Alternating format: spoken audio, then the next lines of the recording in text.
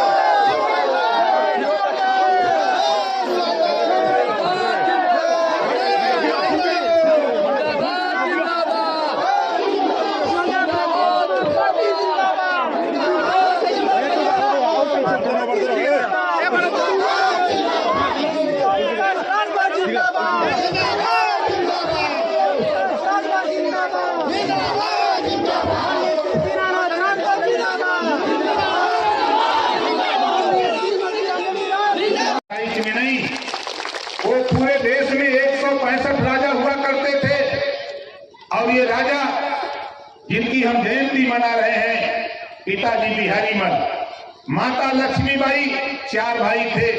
18 साल की उम्र में ही इनके कार्य कुशलता को देखते हुए इनके पिताजी ने राजगद्दी पे बैठा दिया, राजा बना दिया। 1027 1009 में पैदा हुए और 1027 में राजा बना दिया। राजा बनने के बाद जब विदेशी आक्रमणकारी जब भारत पे आक्रमण किया, तमाम राजा हारने लगे, कोई टिक नहीं पाया। जब वो राजा बहराइच की तरफ कूच किया तो 40 किलो की तलवार चलाकर महाराजा सुहेलदेव जी ने नानपाड़ा मैदान बहराइच में वही दफन कर दिया। आज भी इतिहास गवाह है।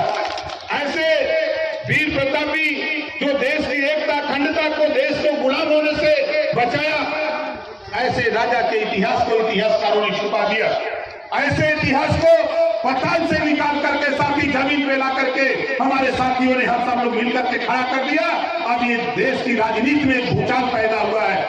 आपको बता दूं, अभी 26 जनवरी यही बीता है, देश की सर्वोच्च कुर्सी पर बैठी महामहिम द्रौपदी मुर्मू जी ने ट्वीट किया 26 जनवरी को राजभर महाराजा सुहेलदेव जी पर कि देश में एक ऐसा राजा पैदा हुआ जिसका नाम राजभर महाराजा सुहेलदेव की जयंती के अवसर पर पूरे देशवासियों को शुभ संदेश देने का काम देश के राष्ट्रपति महोदय कर रही हैं। ये किसकी देन है? आपके संघर्षों की देन है।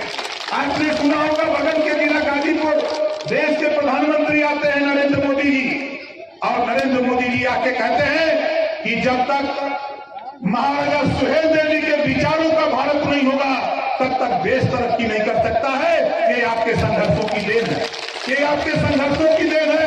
अभी अयोध्या में जब भगवान राम के मंदिर के उद्घाटन के अवसर पर देश के प्रधानमंत्री आते हैं तो वहां सबसे ज्यादा अगर चर्चा करते हैं तो राजभर महाराजा सुहेलदेव जी की चर्चा करते हैं। क्यों चर्चा करते हैं?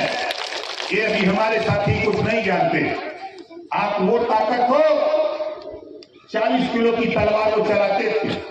आज के हमारे कुछ नौजवान, उनसे तो 40 किलो की तलवार नहीं उठेगी। लेकिन आप सोचो कि आज का जो नौजवान है उसका वजन ही 50 किलो 60 किलो होगा, और 40 किलो की तलवार चला करके महाराजा सुहेलदेव जी देश को गुलाम होने से बचाया। धन्य है बाबा साहब डॉक्टर अम्बेडकर। आपको तलवार चलाने का नहीं, आपको रिवॉल्वर चलाने का नहीं, ऐसा हथियार दिया कि जब देश लिए देख लिया पूरे देश की हालत को, तो देश के सारे रानी के पेट का ऑपरेशन कर दिया, और ऑपरेशन करके बता दिया कि अब रानी के पेट से नहीं बैलेट बॉक्स से राजा पैदा होगा।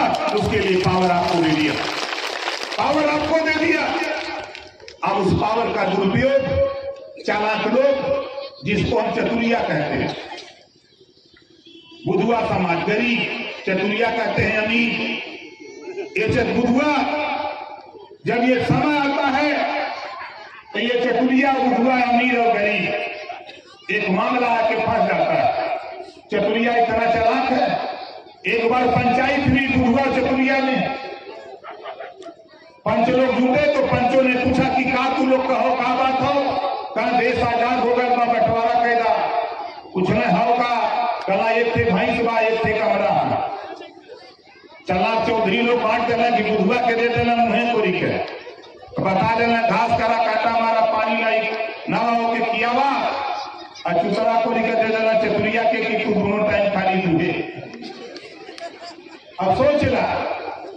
कमरवा का फैसला करने की दिन भर ले रहे बुधवा और संजा हुई तो दे गई चतुरिया के जाड़ा ओढ़ के जाड़ा काटी। 26 हम लोग भी तय कर ली 27 अक्टूबर 2002 के पंचायत किया।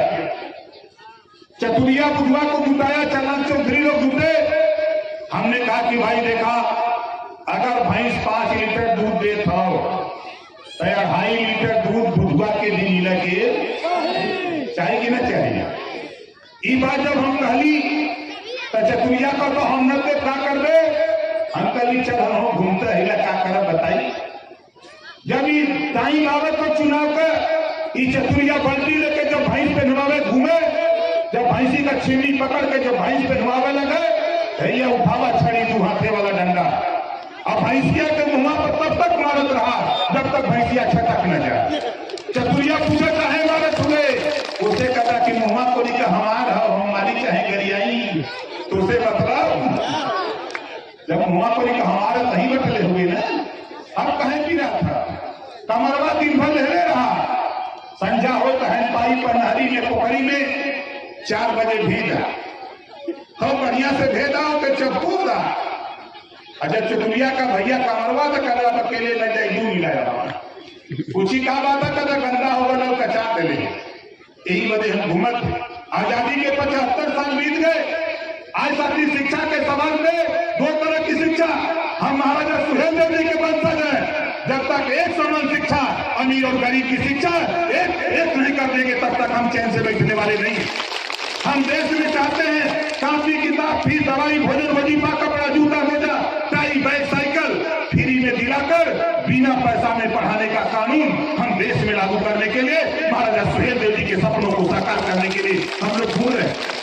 और एक कानून और जिस दिन सत्ता में गया पावर अपने पास आया, एक कानून तो बनाऊंगा, जो माँ बाप अपने बेटा बेटी को स्कूल नहीं भेजेगा ऐसे माँ बाप को जेल भेजने का भी कानून बनाऊंगा।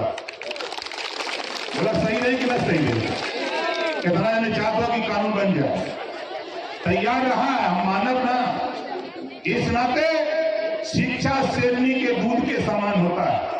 शिक्षा शेरनी के दूध के समान होता है। जो शिक्षा रूपी दूध को पी लेता है वह शेर की तरह दहाड़ता है, जो नहीं पी पाता है वो जानवर की तरह दर ठोकर खाता है। इस नाते साथियों शिक्षा के सवाल पे कोई समझौता नहीं, शिक्षा के सवाल पे कोई समझौता नहीं।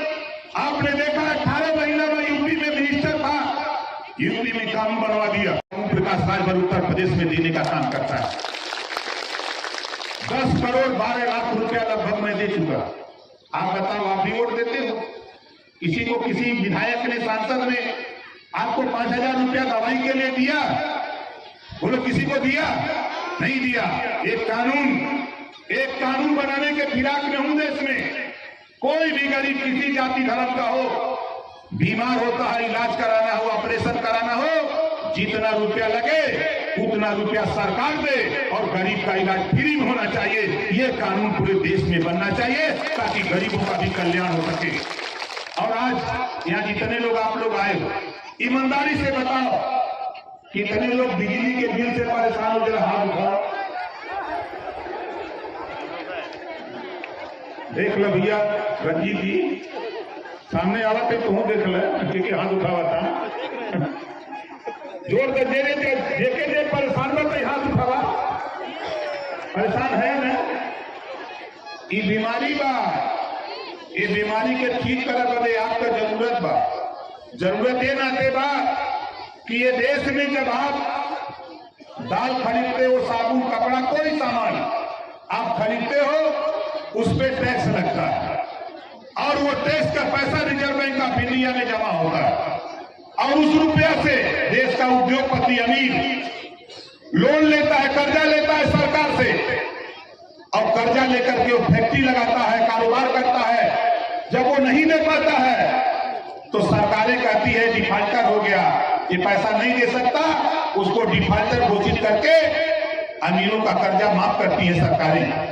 ओम प्रकाश राजभर कहता है, महाराजा सुहेल देव जी का वंशज बोलता है, एक घरेलू बिजली का बिल जो गरीब नहीं दे सकता, जो किसान खाद बीज पानी के लिए लोन लिया नहीं दे सकता, उनका उनको भी डिफाल्टर घोषित करके उनका भी कर्जा माफ करने का काम सरकार करे।